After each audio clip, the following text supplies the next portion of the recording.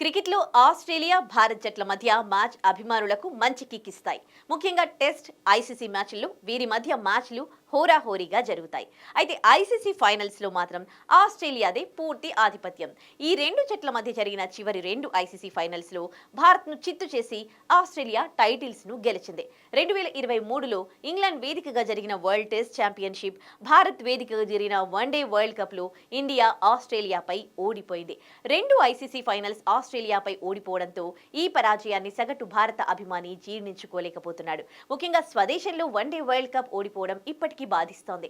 ఫైనల్లో ఆస్ట్రేలియా 47 పరుగులకే 3 వికెట్లు కోల్పోయినా ఆసీస్ ఓపెనర్ ట్రావిస్ హెడ్ విరోచిత సెంచరీతో మ్యాచ్ ను భారత్ నుంచి దూరం చేశాడు.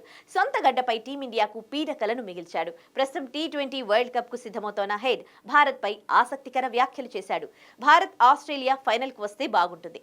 ఈసారి భారత్ ఆస్ట్రేలియా ఫైనల్ కు భారత్ ఖచ్చితంగా ప్రతీకారం తీర్చుకోవాలని భావిస్తారు అని హెడ్ అన్నాడు. ప్రస్తుతం భారత్ ఆస్ట్రేలియా జట్లు టీ20 వరల్డ్ కప్ ఆడుతున్నాయి. ఈ మెగా టోర్నీలో ఈ రెండు జట్లు టైటిల్ ఫేవరెట్ గా బరిలోకి దిగుతున్నాయి. స్థాయికి తగ్గట్టు ఆడితే ఈ రెండు జట్లను మరోసారి ఐసీసీ ఫైనల్స్ లో చూడొచ్చు. ఒకవేళ రెండు జట్లు ఫైనల్ కు చేరితే ఈసారి టైటిల్ ఎవరు కొడతారో చూడాలి.